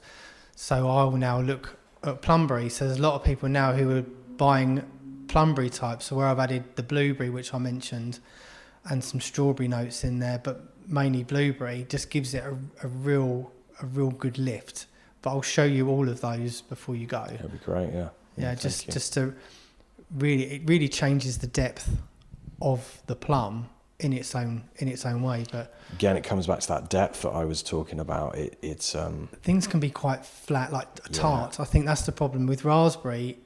It's very tart, so people want to use raspberry and sometimes the strawberries, but when after it's boiled and you get the boilers out and you taste it, you say, well, it's not what you want, but then it's exactly what it should be. But you need to understand that back in the 70s, people were mixing things together, and Rod was a classic for it. He used to buy ingredients and make his own spice mix. I can't remember what it was called. Was it an ultra spice? Something like that. Well, with the mega spice, which obviously was spoken about. There was another one. The ultra spice he had, yeah. Yeah, so there's an ultra spice. And then someone said to me, did I make that? And I said, no, but we did supply him individually herb and spice oils. So I could say what's in there, but I can't replicate it because I've never seen it. And if someone did show me an original version of it, it's going to be so old that it would be difficult to know the levels of some of the ingredients that are in there. Yeah. I find it, I certainly put my own slant on all my flavours, and it's a fascinating, very time-consuming hobby, which obviously requires a lot of testing. But you don't know what people are doing with your products when they leave your doors, do you? Exactly that. I know. Yeah. So it could be anything from the list, and if anyone wants that list, feel free to contact me. We can put obviously my details on the. This is the product list. Your product list. Yeah, we've got a standard product list, but I might be able to dig out the original one, which was 5 pages long. It was just so daunting. So I said, I need to shorten it down to current products that people are buying. But you can't take coconut off there. But there were things on there like spicy crab, sweet fruit. There are just lots of things that hadn't sold for a while. But it's understanding that the industry goes through changes. The coconut will be unpopular for a while, then it will come back in trend. Krill has boomed. Is that ever going to peak and move away, or is krill always going to be popular? Because I understand there's not enough proper krill to go around anyway. It'd be very interesting to have a look at that comprehensive original list. I'd be interested to have a look at that, just as a kind of nostalgia and interest standpoint.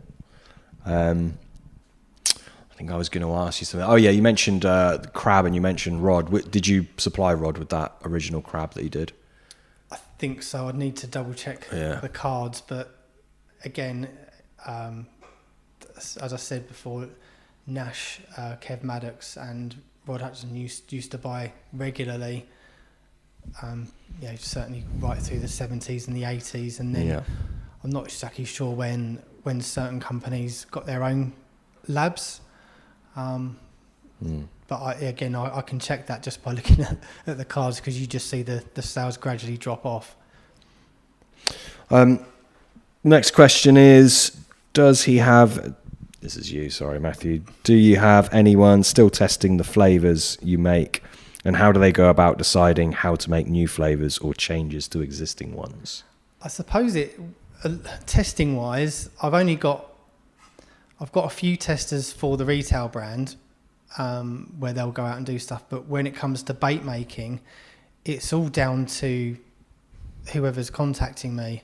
Yeah. So, there was someone that's emailed today. They've asked for a list, and then they've asked if I can blend a couple of items together. Yes, that's fine. We do low minimum order quantities because we don't want the industry to stop at a certain level. I've always wanted to try and promote growth. Which is 5 kilos, right? Yeah, for a while I did it at 1 kilo, but when I did a time management study with an accounting company, they said you can't sell 1 kilo for that price because you are actually losing money. Yeah. So the 1 kilo prices can look awful. So something that would sell for, let's say, £28 a kilo for a 25 kilo unit, that might come out at sort of £60-70 a kilo for 1 kilo. But when you get to 4, it might be sort of £30-ish a kilo, which is a bit more palatable. But when we do development work, what my idea is that, you know, you'll get samples for free, so 100 ml, that will give you a couple of good rolls. If you want a factory trial, so like a kilo, I'll normally sell that at a 10 kilo price, so it's somewhere mid. And then if someone starts buying it, they're already aware of pricing by this point. Yeah. What I don't try and do is to sting people when it comes to that testing stage. I don't, because I want people to use it. And if you start introducing like massive costs, you just have to try and find the right place in the middle so that it's not costing us money for something that's not going to pick up, but they're not getting a lot of our time. So ultimately it's your job to create these flavours and the companies that buy your flavours to do the actual testing. That's what you're saying, right? Yeah, well, it'd be their idea. So, you know, someone might say, I love your Scopex, but I want to add this to it. That's fine. Then I'll send a sample to it. There's no... Yeah. Where testing goes for me, is very... I'll smell and taste it. Yeah. But that's only for me to know that it's correct. Yeah. Because you wouldn't have a pineapple Scopex where you can smell or taste the Scopex or the pineapple. Yeah. It has to be right. And then it's the understanding of, you know, from the brief, like, what do you want? What do you expect? Do you want a back note of this? Or do you want this to be the whole thing? Yeah. Or do you want both at the same time? Because sometimes you can't do that. Sometimes one thing will just take over. Yeah. Yeah, absolutely. Next question from the Bake Club is, what is the best flavour these are very direct questions, but what is the best flavour that you no longer sell, and what were the ingredients that made it so good? Something that's been discontinued. Yeah. Is there anything that you don't make anymore that was a really good flavour or product? Interesting. Most things are still being made. I think that's the thing, is that nothing... tuna. We were making a tuna flavour, and it wasn't our biggest seller, and it wasn't going to a lot of people, but there was a raw material in there which just I can't get anymore. That was it. It just completely stopped. And I think what happened was, obviously, I'm sure you have mentioned in previous places, R.D. Campbell. So Bob, love Bob, used to talk to him a lot. Mm-hmm. Long chats. We both had fathers that were very scientific. Yeah. So we had a lot in common, and he had an ingredient there which I was using to make a tuna. And when that business was sold, it was no longer available. The raw material was gone, and I said, well, how about the tuna flavour that was produced, because it's not too dissimilar from what I was doing, and that was discontinued or changed as well. But I completely understand why, because the company was running, you know, very old school, and he wouldn't have material safety data sheets, for example. No, I know. Which was holding him back. So when he contacted me and said, you know, was I interested in buying the business, I said, thanks very much, but I know that there's a lot of products that he was making himself that would just stop dead. Obviously, Bob's Tutti was renowned, but I thought, I don't know, just for one recipe, if it's worth it, and it's a lot of work involved, because he was so far away from the feed regulations. So the company that bought R.D. Campbell, I contacted them and said, look, I know you want to get into the industry. Good friend of mine, long term, known from the food industry. I said, this is a way in. The reasons why we're not going to buy the company are very small, but it might not put you off. And I think he said, I appreciate the honesty. And yeah, they went ahead and bought it. And I think they're doing well with it. And it's great. But I know a lot of people came to me because recipes changed. So I just made a point of saying, well, I'd look at it as a positive as much as a negative. I know you don't want things to change, but at the same time, these things couldn't continue, maybe not safely either if Bob was distilling his own ingredients and no one else was able to do it. Yeah. And that's the thing is, can you do that?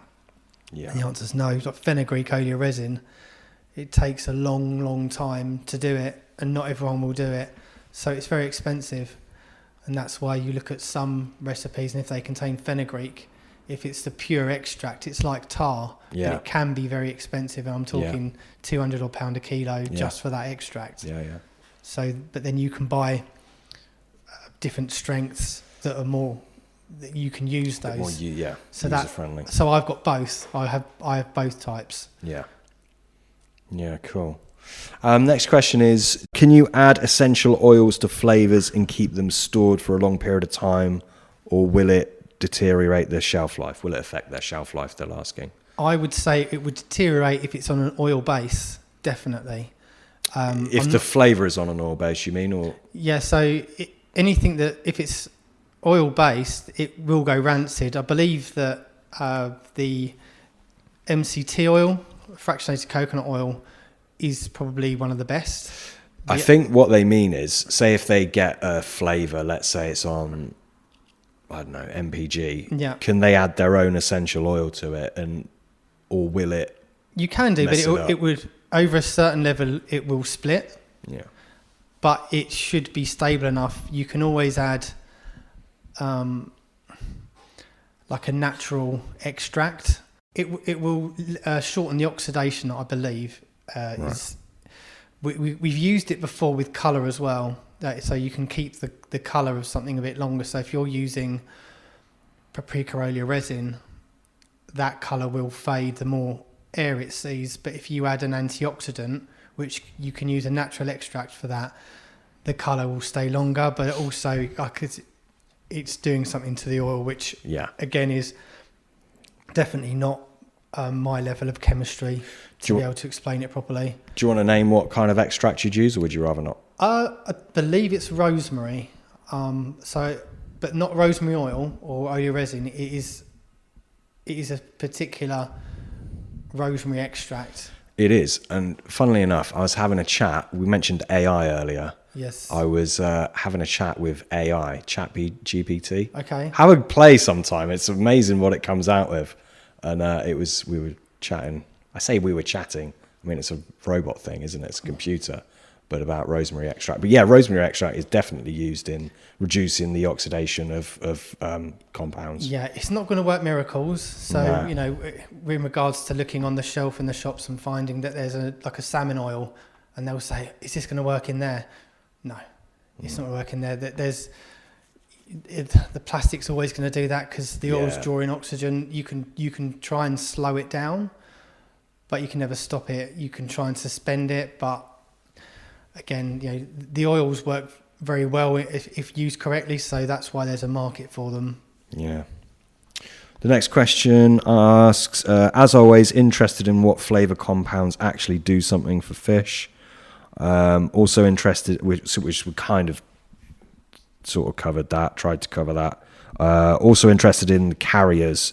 I believe Rod H was convinced triacetin and diacetin were attractive in their own right. Those two particular products can be, but diacetin was a blend of acids. So then you've got to come back and fix the pH, haven't you? Because if you're adding a lot of acid, it's going to be base. So triacetin you can use in the same way.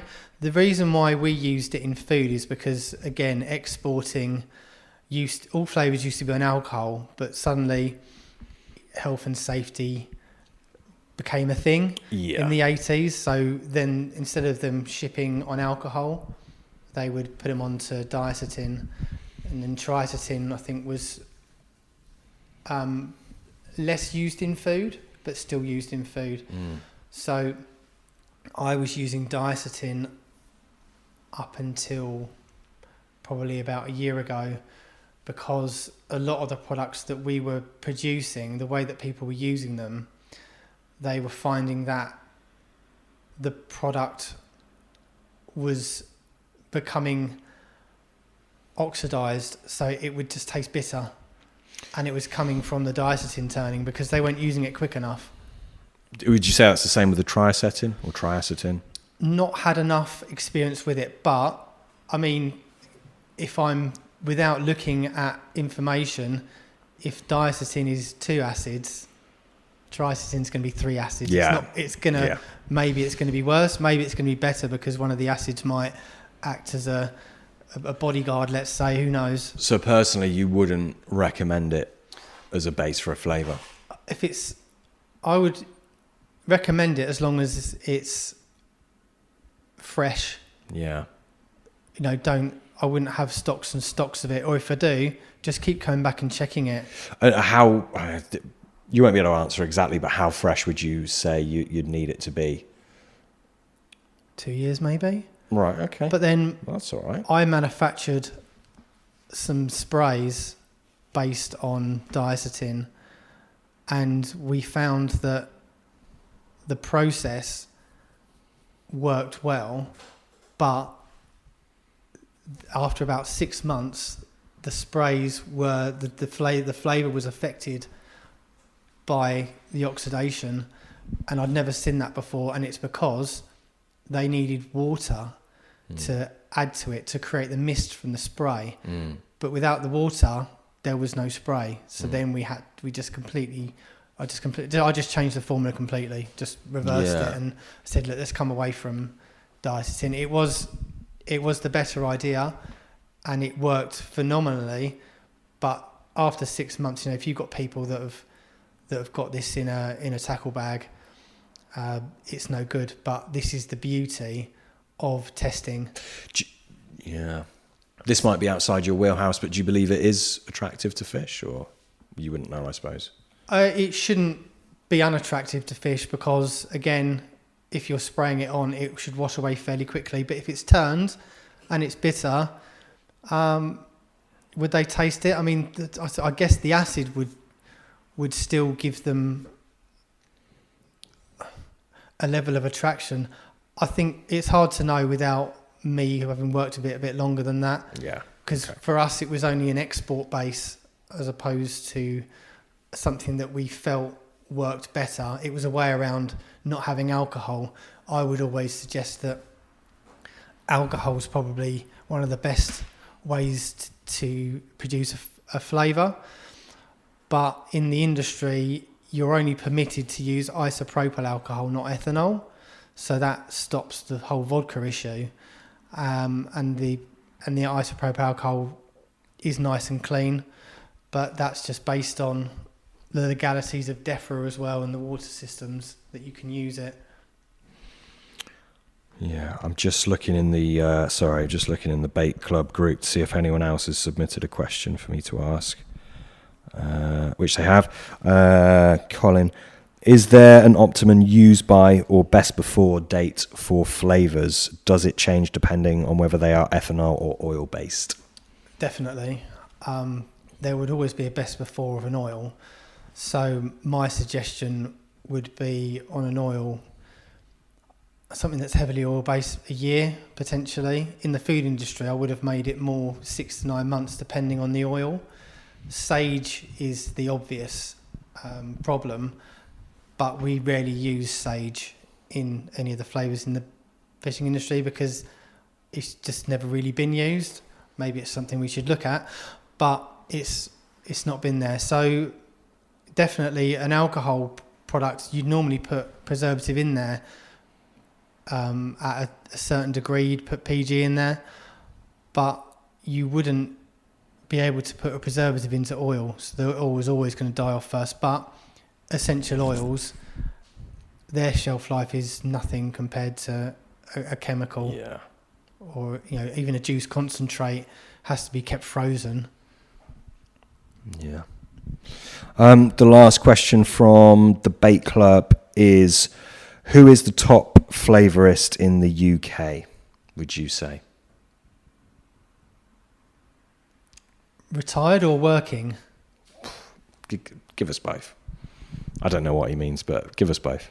Retired would be the head chemist from BBA, and that was a guy called Jeff Passmore. But he's retired and a long time ago. But it's one of those guys that if I had a challenge, he just knew it. He just knew it. And but he was also phenomenal with food as well. He did a lot of work for Burger King as well, developing their original burgers. I think way back when. So he often would contact me and say, "Oh, I think I can help you out with some research and development on like custard and things like that." And I'd say, "Oh, thanks so much, but we don't do custard, Unbar Rothon." But he just he was happy to help, which I appreciated as well. Currently working, I'm just trying to cast my mind at who I speak with, quite honestly. I mean, Terry was very good.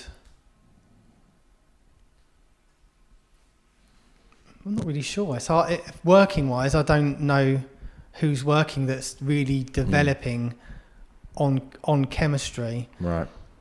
A lot of them is probably because they're not really on my radar or in my industry. So I couldn't answer that on chemists, because even I'm not a chemist. I'm more of a what would you call it? A technician. Yeah. I'm a flavour technician. I can't claim to be a chemist or a scientist. Some people call me a mad scientist, and they come in and love spending time around the lab. But I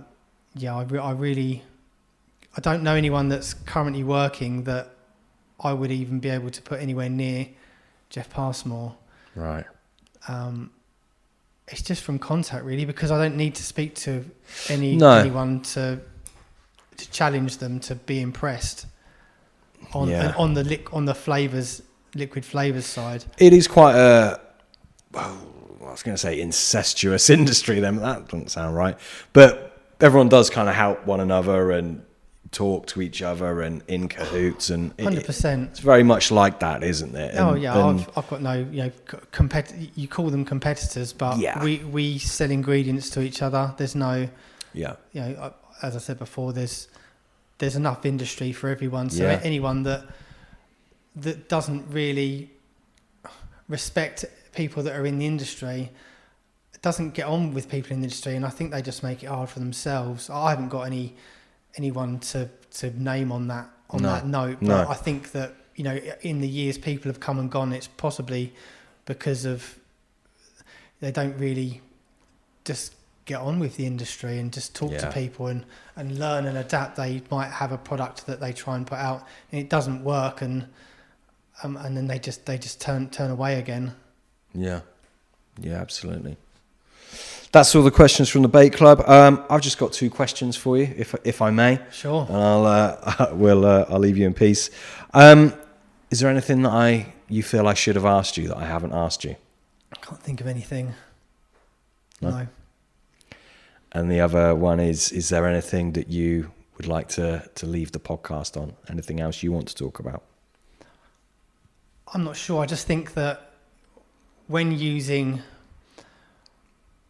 I suppose if we're talking about flavours, I think the research is to do on if you're using oils or not using oils. Look at anything you can, with anyone that's written a book that knows a lot more about bait making than I do. They will tell you when and where to use oils, and I'd listen to it. I think some people use oils more this time of year when the water gets colder. I don't know the reasons for that.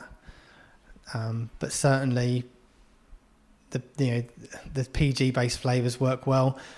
I would say that get yourself some quality control, and that would be tasting products, unfortunately. But even if you put them, make yourself a water solution and put the flavours in at 0.1% or 0.01%, just get an idea of what you need to put in there to taste it. Yeah. And then when you buy more of it, taste it yourself and see if you notice any changes. Definitely, where things might be fresher. But also just so you're aware of what things taste like, because if it tastes bad for you and it's in a boilie, do you want to give that to a fish? Because that could be one way that your product isn't as successful as it could be. You might have the best base mix, which will always get you bites, but if you've got the wrong product in there as a flavour, then are you affecting your catch rate? I would suggest yes, but I'm not the expert on fish receptors. Yeah. Yeah, so I was going to ask, should we hold much stock in how a bait tastes to us because it's given to carp, but that falls outside your wheelhouse respectively. But what you mentioned about testing, putting a little bit of the flavour in water and quality control, it's a really good point, and it's sort of sparked a question in my mind. Say people at home, people love collecting flavours. They'll buy different flavours from different companies, won't use half of them or most of them. Let's say someone is sitting at home listening to this. They've got, 30, 40 different flavours on their shelf. What advice would you give them? How can they decide which one they should really dedicate time and effort out on the bank fishing with? Is there any kind of initial things that they should look for?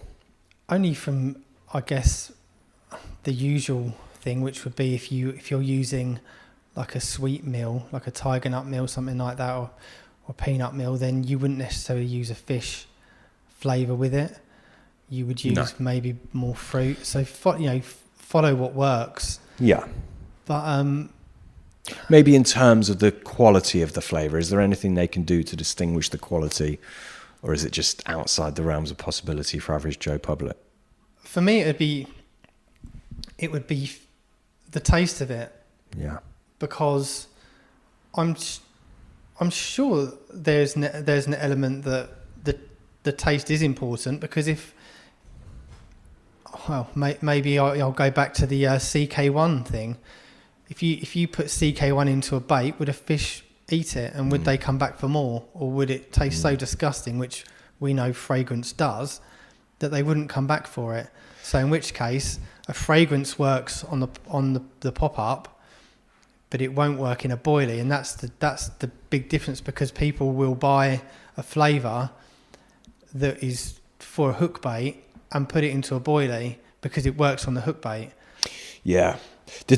I personally believe the taste is as important. You could put up a good argument that it's more important than the smell, and I think that's probably true. If it tastes bad, then surely that's going to repel, because we know that if you put too much of something in there, you create a frenzy and then they won't come near it. So that must tell us that too much of something isn't good, especially when it comes to boilies. So talking about manufacturing boilies, I think flavour is very important, and you have to taste your boilies. I get people locally that make boilies, and he'll turn up and he'll say, I taste all my boilies, and he'll stand there and eat handfuls of it in front of me. Yeah. And he'll say, I use all your ingredients and the best ingredients, and I'd like to deliver some up to Manchester, and that's great because they're getting a buzz from it. They've got people in Manchester that want to buy their freezer baits, but because they don't post it, he ends up driving all the way up to Manchester or halfway. So, great. Yeah. The carp have got to want to eat it, and I guess what we're trying to create is that moorish kind of effect. One of your, please don't name it, one of the things that I'm going to be testing from you earlier that you just pulled out randomly. You've got a room in there, by the way, to the listeners at home, that is just like a sweet shop for it's just phenomenal. But that everyone's favourite place. Yeah, I bet. I tasted it and immediately it's almost like my mouth is exploding in the best way possible. And it's not really a flavour, but I guess that kind of moreish, like that's certainly a part of, I think, what we're looking for when we're utilising flavours and similar compounds. Very few flavours that we have are based on umami, and there are a few. So obviously that's of interest to you. So I'm sure you'll have some fun with it. But again, as we had a chat before, is it a flavour? Is it a food? Well, it's a food because it does more than just attract. I've got flavours here I could make cordial with, but something which has got umami is clearly a food because it's giving you nutritional value. Yeah. And we don't, that's not where our company is structured for that kind of thing. But we're happy to do it. And when we look to develop other products, sometimes that it can get used as a base or the final thing. We sell a lot of umami products as well. I don't know how everyone uses them because again, it's people don't always tell me what they're using it for because then it can get back to other people. Well, I've got some good ideas. But, on your cornflakes. I don't know about that. Okay, awesome, Matthew. Look, thanks ever so much. I appreciate it. I've loved this the morning that we've had here in the factory, and I'm looking forward to looking at some other bits. But yeah, thanks ever so much for your time. You're very welcome. Thanks for coming in and inviting me onto the show.